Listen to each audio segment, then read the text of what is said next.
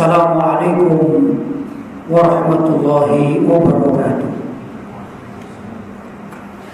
Alhamdulillah, wassalatu wassalamu ala rasulillah Sayyidina Muhammad ibn Abdullah wa ala alihi wa sahbihi wa man wala wa la hawla wa la quwwata illa billah, amma ba'd. Hadratul mukarramin, ma'asyiral ulama al-fudala, ma'asyiral asatidzah al-kurama, tuan-tuan dan puan-puan, hadirin hadirat yang dirahmati oleh Allah.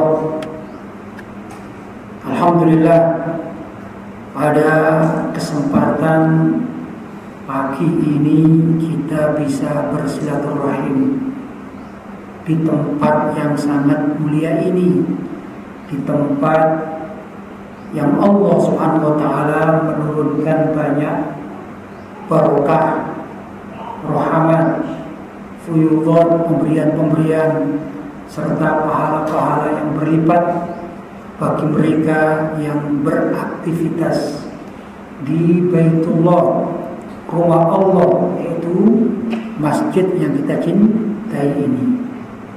Semoga apa yang kita laksanakan pada pagi hari ini membawa keberkahan bagi kita dan juga keluarga kita, serta handai tolan dan kawan-kawan kita, tak lupa seluruh umat Islam dimanapun berada. Allahumma amin.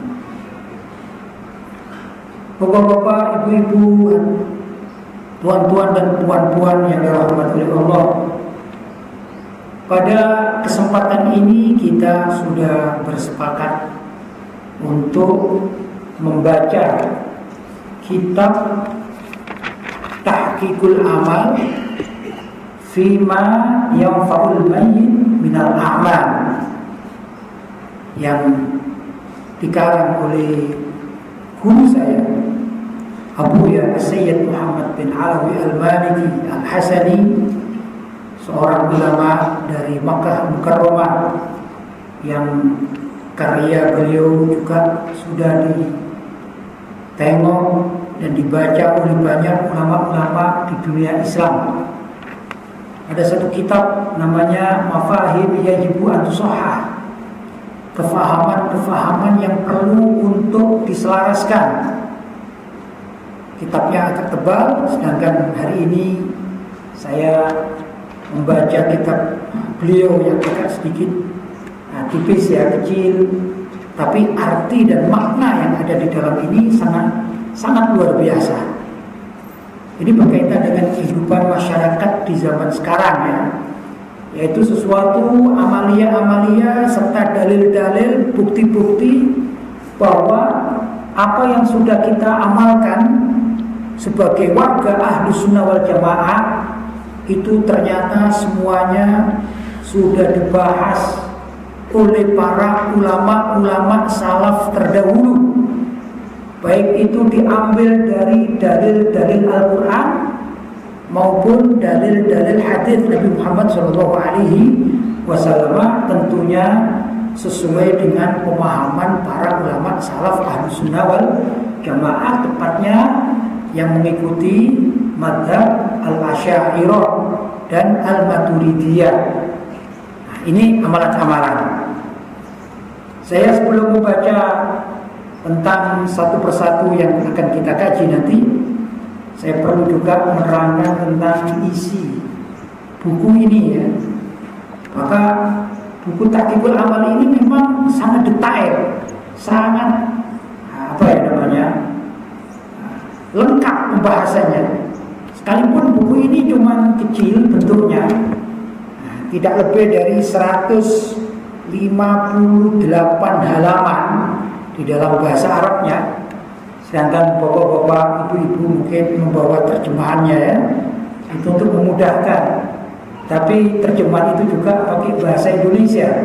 Sedangkan bapak-bapak, ibu-ibu di sini pakai bahasa mana? Melayu dari Pineng, ya. Agak sedikit berbeda, ya. Saya jadi tatkala bapak-bapak cakap-cakap dengan kawannya pakai bahasa Pineng, Saya juga agak sedikit mikir ini kok, gak paham saya, kurang paham ya. Kalau di Kuala Lumpur, alhamdulillah sudah mulai sedikit saya banyak paham karena sering masuk Kuala Lumpur. Di Pinang ini agak sedikit berbeza gitu ya, sedikit berbeza. Tapi tak apalah ya. Nah, insya Allah nanti walaupun bapak-bapak itu membawa kitab terjemahannya, tapi perlu juga untuk diterangkan. Insya Allah dengan sedikit-sedikit kita akan memahami apa yang ada di dalam kitab ini. Contoh ini ya. Seringkali orang-orang di luar Ahlussunnah wal Jamaah mengatakan bahwasanya orang yang sudah meninggal dunia yaitu hanya memiliki pahala yang dia amalkan saja. Mereka berdalil dengan ayat Al-Quran, Bismillahirrahmanirrahim, wa an laisa lil insan illa ma sa'a. Ini contoh ya, yang artinya secara ringkas, tidaklah seseorang itu kecuali hanya memiliki pahala apa yang diamalkan saja semasa hidupnya di dunia. Ya. Jadi kalau ada orang meninggal dunia atau orang wafat, ya sudah. Kalau amalnya dia ini tatkala hidup di dunia hanya membawa 100 amal atau 100 pahala, tatkala dia meninggal dunia, ya itu saja yang diambil, yang dimiliki cuma 100 pahala saja. Tak mungkin orang lain itu memberikan amalannya untuk si orang yang meninggal ini. Bertambah tak mungkin, karena dalilnya adalah ayat wa alaisa lil insan illa ma sa'a. Kata mereka, tidaklah seseorang itu kecuali hanyalah mendapatkan pahala apa yang ia kerjakan. Ya. Dalilnya Al-Quran. Seakan-akan ini sudah benar. Kalau orang awam, orang umum yang tak pernah belajar ilmu tafsir, ya, ilmu akidah, dan juga tentang ulumul Quran, maka dia akan terima. Oh iya, kalau gitu orang sudah meninggal dunia sudah selesai. Tak perlu kita berdoa untuk mereka, tak perlu kirim Fatihah, tak perlu kirim Al-Quran, bacaan Al-Quran, tak perlu kirim surat Yasin dan lain sebagainya, tak perlu. Kenapa? Karena menurut ayat ini, kan begitu ya, menurut ayat ini, ya sudah, orang sudah meninggal dunia, selesai sudah. Begitu keterangan sebagian kelompok. Tapi di dalam kitab ini, ya, ternyata oleh beliau Abu Yazid Muhammad bin Alwi al-Maliki ini diterangkan cukup detail, cukup lengkap. Antara lain di dalam kaidah ini, di dalam kaidah ulumul Quran itu ada namanya ayat yang nasikh dan mansukh. Apa itu nasikh? Ayat yang nasikh adalah ayat yang menghapuskan, sedangkan al-mansukh adalah ayat yang dihapuskan hukumnya. Bahwa ayat wa alaisa lil insan illa ma sa'a ini datangnya terlebih dulu.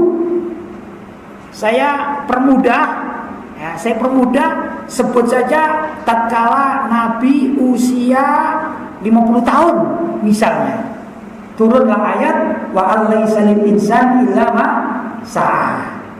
Sudah ya? Nah, berjalanlah waktu, terus waktu tak sampai beliau sebut saja usia 60 tahun. Selisih berapa? 10 tahun. Itu turun ayat yang lain yang menghapuskan hukum dari ayat wa alaisa lil insan illa ma sa'a. Ayatnya apa? Dinukil oleh beliau pengarangnya, yaitu Abu Yazid Muhammad bin Alwi al-Maliki, yang beliau menukil dari seorang ulama, yaitu Syekh Fakhruddin Utsman bin Ali Az-Zailai.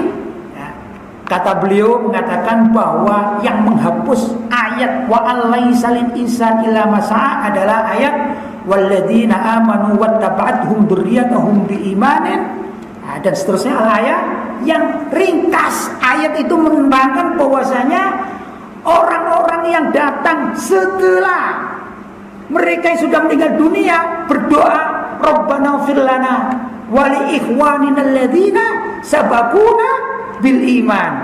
Ya Allah, ampunilah orang-orang yang telah mendahului kami dalam keimanan, yang mereka sudah ya, meninggal dunia, maka ampunilah mereka. Siapa yang berdoa? Orang-orang yang datang setelahnya. Lah ini sebut saja turunnya ya 10 tahun setelah ayat yang tadi, wa allaisa lil insani illa ma sa'a. Nah, menurut para ulama, ayat yang pertama ini dihapus dengan ayat yang kedua. Itu namanya, yang pertama namanya ayat mansukh, yang datang kedua namanya ayat nasikh. Nah, itu contoh sedikit yang berkaitan dengan buku ini, dan luar biasa. Buku ini kalau kita pelajari dengan detail, dengan benar-benar baik, maka insya Allah akan membawa keberkahan bagi kita. Orang yang semula tak faham, ya, maka akan menjadi faham. Orang yang semula pemikirannya kecil alias tak luas, kalau membaca kitab ini dengan benar-benar hati yang bersih, hati yang benar-benar ingin mendapatkan manfaat dari ilmunya para ulama, insya Allah akan terbuka. Orang yang semula tak mau kirim doa kepada orang yang telah meninggal dunia, setelah baca buku ini insya Allah akan menjadi senang dan akan menjadi gembira tatkala mereka baca surat Yasin, baca surat Al-Quran, surat Al-Ikhlas, ya, dan lain sebagainya, untuk pahalanya dikirimkan kepada mayit. Itu yang berada di dalam kitab ini. Yang kedua antara lain, Nabi juga Shallallahu Alaihi Wasallam kan mengajarkan ada namanya sholat jenazah. Nah, sholat jenazah itu kan semuanya doa untuk mayit. Misalnya Allahumma ighfir lahu wa'afihi wa'fu anhu, kan demikian. Ya Allah, ampunilah si mayit ini dan beri kebahagiaan bagi si mayit ini, tentunya kebahagiaan akhirat, kan demikian.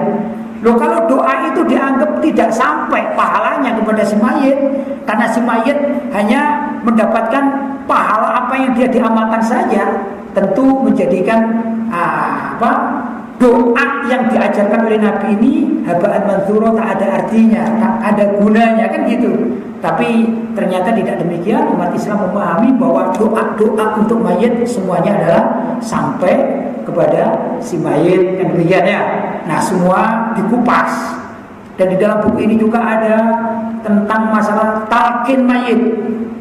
Apa itu talqin mayit? Dalil-dalilnya bagaimana? Apakah orang yang sudah meninggal dunia bisa ditalqin? Ternyata dalam hadis-hadis Nabi itu ada bahwa para sahabat pun mentalqin kawannya yang sudah meninggal dunia. Dan ada juga yang berwasiat, kalau aku meninggal dunia maka hendaklah kalian anak-anakku mentalqin aku. Begitu ada. Nanti semuanya kita kupas dalam buku ini, ya, dan lain sebagainya. Semoga buku yang sangat manfaat ini akan kita kaji dari awal sampai akhir. Mudah-mudahan waktunya masih panjang, tapi kalaupun tidak sampai akhir, ya mudah-mudahan pada pertemuan dan perjumpaan berikut-berikutnya akan dapat kita selesaikan, ya, sehingga kita benar-benar paham.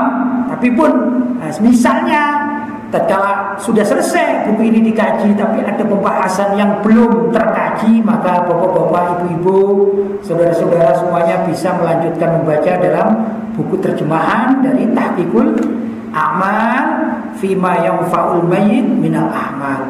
Semoga perjumpaan kali ini kita benar-benar mendapatkan keberkahan dari Allah SWT. Sebagai prolog, itu yang dapat saya sampaikan. Kurang lebihnya mohon maaf yang sebesar-besarnya. Wassalamualaikum warahmatullahi wabarakatuh.